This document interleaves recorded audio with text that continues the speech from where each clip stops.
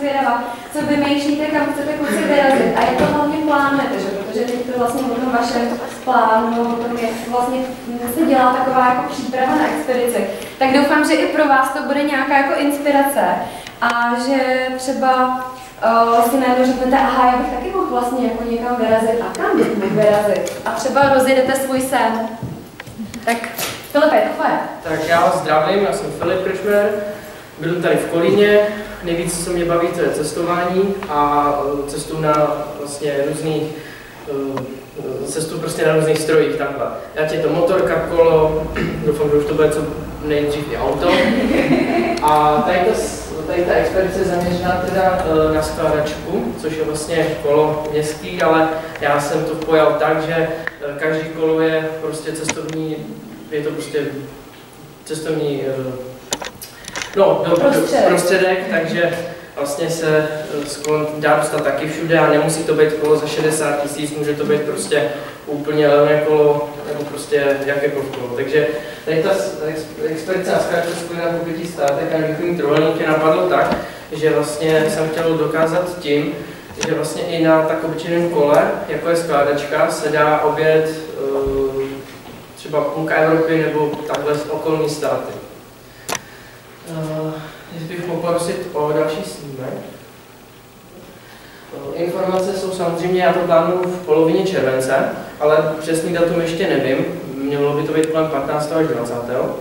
A mám tady takový startovní, start bude vlastně tady z Karlova náměstí v Kolíně. Tam už vlastně vyrazím, takže se na to docela už těším a vlastně tady mám už i prvního jeho účastníka, který bude se mnou, člen expedice Tomáš, který se mnou bude samozřejmě taky, nevím teda, jestli to se mnou pojede celé, to mi ještě neřekl, ale prý část nebo celé to se mnou mohl jet. Takže jsem za to samozřejmě moc rád. Jinak samozřejmě je to skládačka dneska stará, asi 40 let, taková trošku historie k tomu, že jsem ji dostal od babičky a svoje kolo, které jsem měl, 8 převodové jsem prodal asi za 3000. Musím jako další snímek, prosím.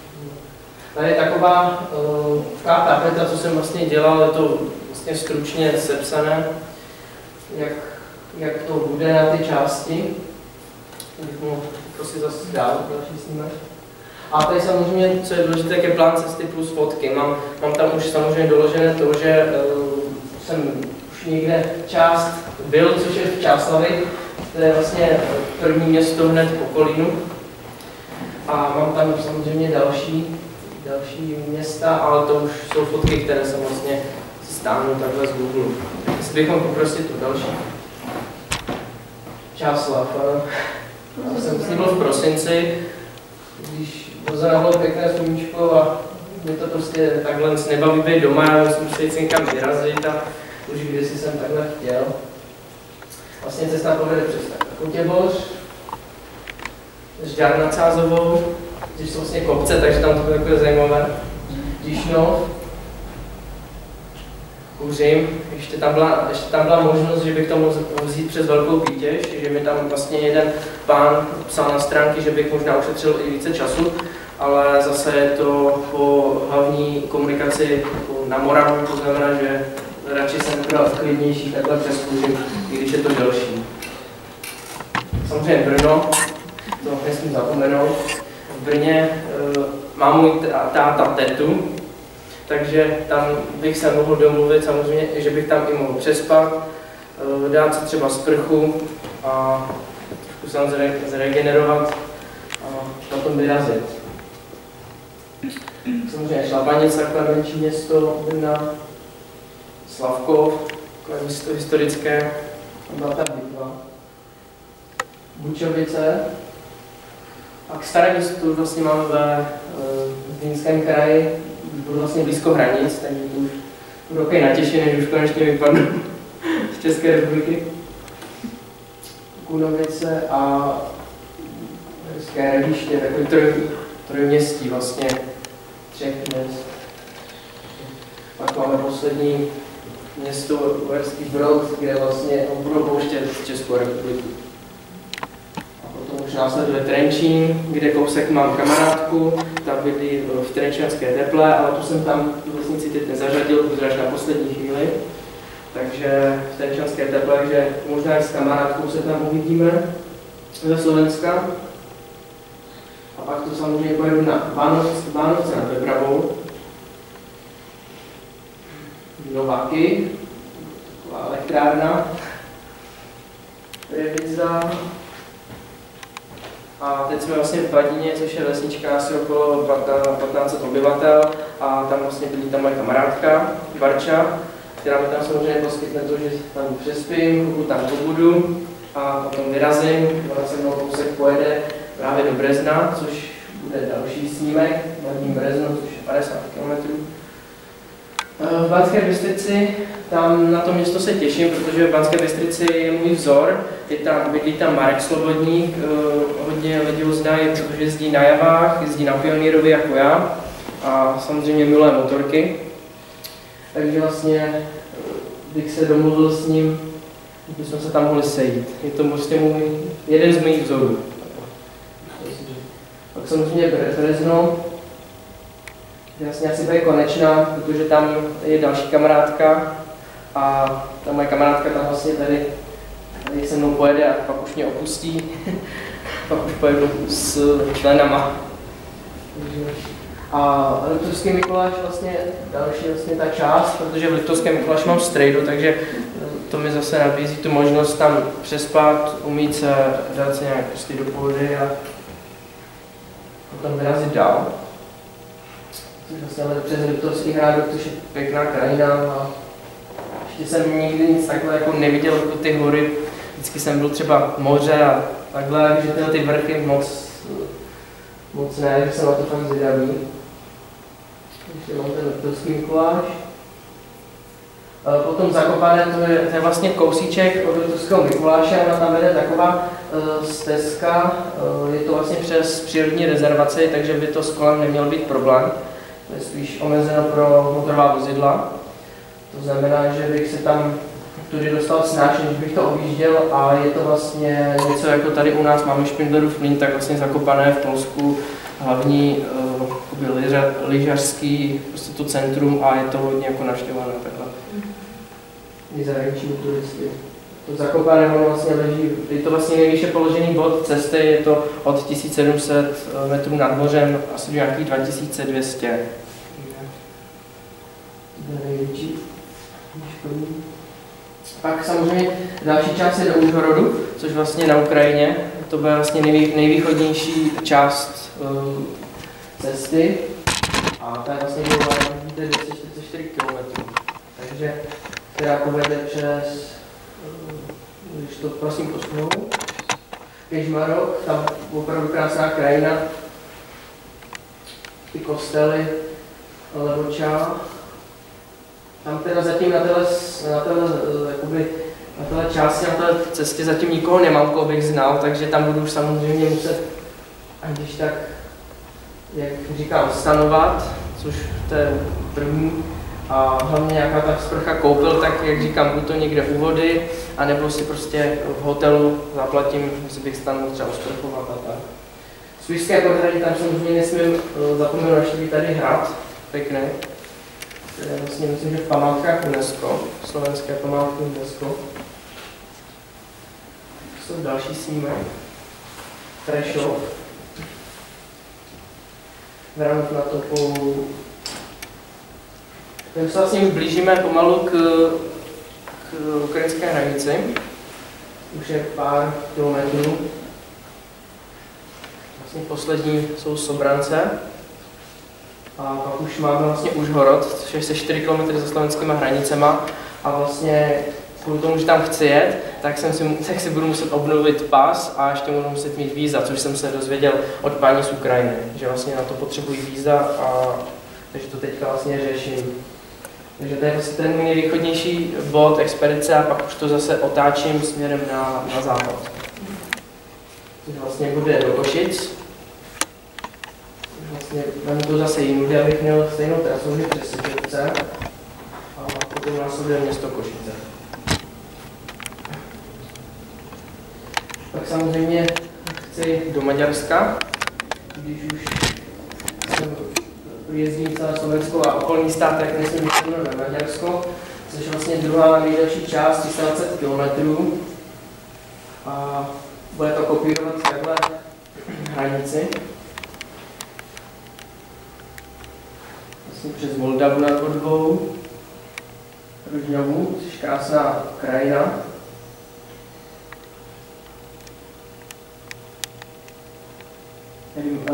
Teď by měla nasát Rimavská Sobota, což je vlastně partnerské město Kolína, jak už jsem říkal. Takže samozřejmě tady také.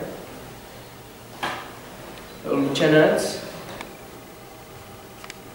Samozřejmě na této cestě taky nemám zatím nikoho známého, kde bych mohl přespat, takže to budu dělat stejným způsobem. A tady vlastně máme Komárno, což je vlastně slovenská část města, to je to slovenské Komárno, a vlastně dál máme už to maďarské Komárno, vlastně přes ten most, tam už vlastně začíná hranice, tam je Maďarsko a takhle chci naštívit tu pevnost. A vlastně potom se zase posunu více na západ, což vlastně na Bratislavu, těch 90 do 100 km. Takže tam vlastně pojedu přes Dunajskou středu, která následující snímek. A už jako město, hlavní město Slovenska, Bratislavu. Kde už jsem taky byl. Pak samozřejmě bude následovat tady Bratislava Vídeň, což je, jak říkám, 63 km. A teda samozřejmě musím i poznamenat to, že mi řekla naše paní kuchařka ve škole, že ona už tady na takové cestě byla, jeli od někud z Lince přes Vídeň až do Bratislavy a jeli tam podél Dunaje, takové stezky cyklistické, že možná, když to teda vyhledám, možná by bylo lepší, než bych to teda bral takhle po silnici. Aspoň by tam bylo teda větší možnost natočit pěkné záběry a natočit prostě lepší do toho dokumentu a fotky a celkově. Jak samozřejmě to vede přes rakouská městečka, jako je tady Lase třeba, Voldo.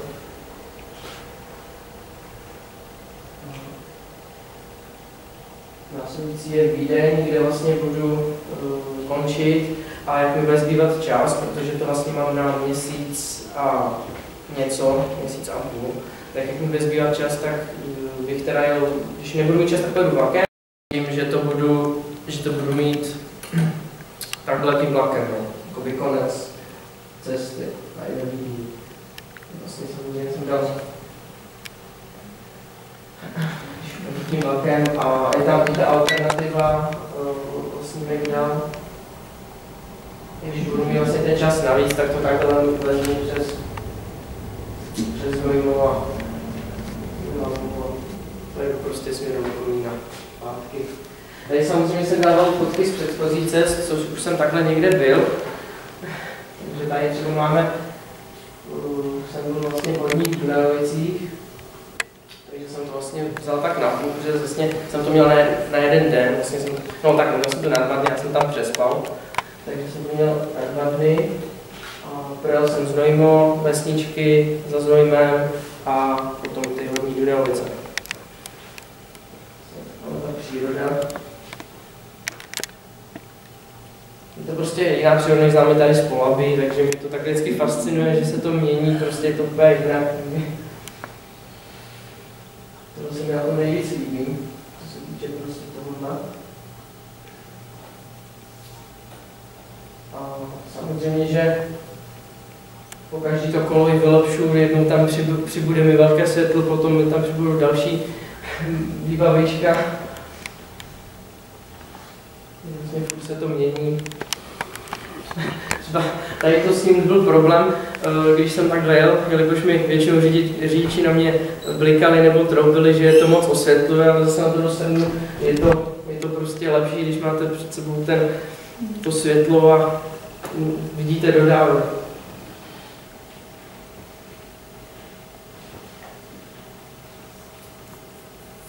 Když jsem taky přemýšlel nad tím, jak to vlastně udělám, tak jsem musel počítat s tím, že na skládačku se toho moc nevede, takže jsem to vlastně tam dal to různé košíky, postranní tašky, všechno, co se dá. Vlastně jste si učásali, což vlastně v prosinci jsem tam byl a pak jsem jel v únoru do Golčova a tak na tom stejném místě jsem udělal fotku, ale zajímalo se, že jsem to neplánoval, že to takhle vyšlo, pak jsem si to uvědomil, že vlastně už jednu fotku z tohle místa mám.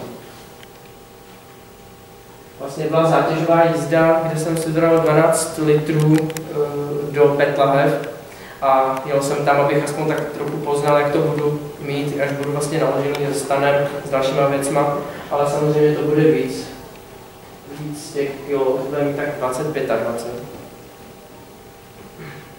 Tak jsem byl do Břichové na vlastně takzvané Pičhoře, tomu tak říkají, podle Ladislava Píče. Vlastně na Pičhoře jsem byl. No tam vlastně jsou i moji kamarádi, vlastně Fanda a vlastně kamarádi ze třídy, takže jsem tam takhle navštívil. Je vlastně pěkný výhled na Pečky a na okolí.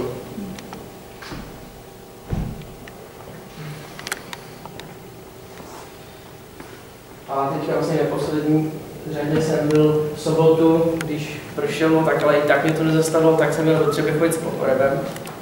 Protože tam samozřejmě přítelkyní, ale zároveň jsem tam chtěl jet.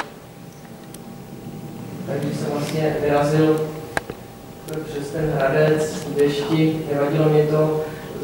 Dal jsem si tam pláštěnku takhle na přední košík a snažil jsem, abych tam byl.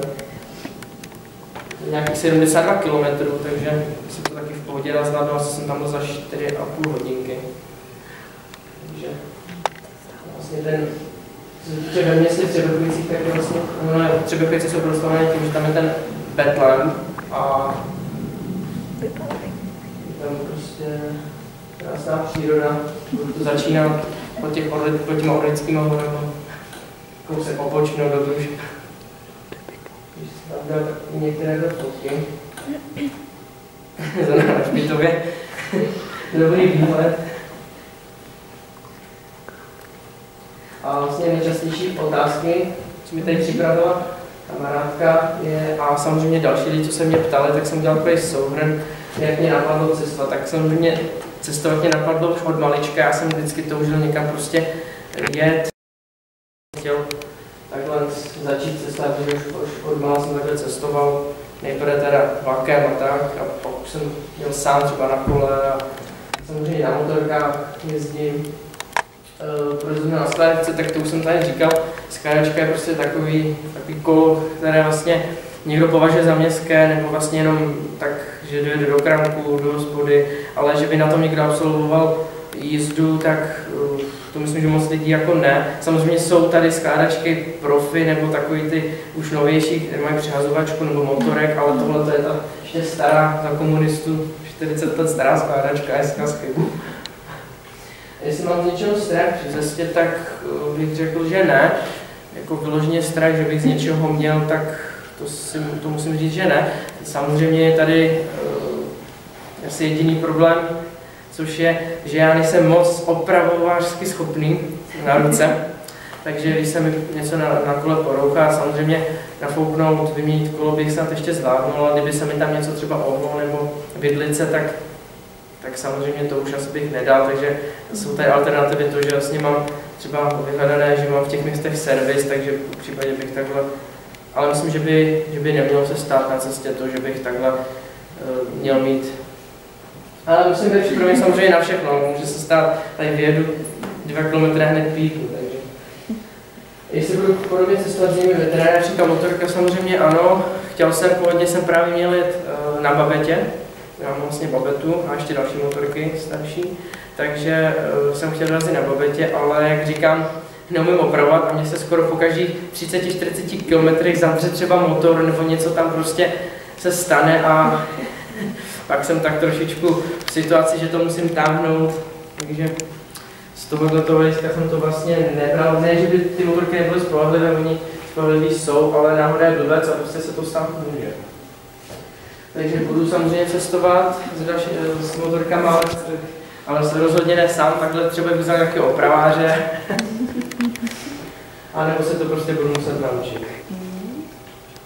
Kde na to budu finance, to je dobrá otázka, protože vlastně ještě studuju, takže vlastně nakonec do práce a nevydělávám si a na brigádě jsem byl jenom jednou a předtím na škole jsem byl na praxe, které byly placené.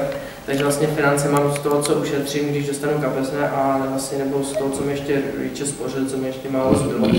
Takže vlastně z toho si to všechno dotuju, že si třeba nekoupím hned nový mobil nebo notebook, ale prostě šetřím si to tady takhle na ty cesty. A jak jsem vybavil případně na následné cesty, to už jsem tady taky říkal, budu s sebou muset samozřejmě vzít některé jakože nářadí a náhradní díly, s tím všechno počítám, takže to už tady zmínil. To jsou teda další. Jo, samozřejmě, proč jsem začal cestovat. Mě to cestování strašně moc chytlo, když...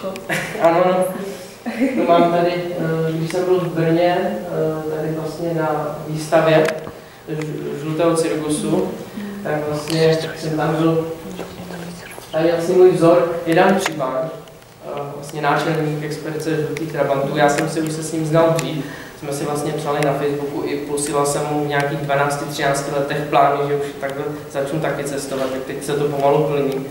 Takže jsem byl vlastně rád, že jsem se tam s ním mohl vidět a překvapilo mě to, že i když vlastně skončila ta výstava, tak jsem vlastně byl v kavárně a on tam vlastně byl tady Dan Třibaň také a dokonce jsme si povídali on u kafe a u piva.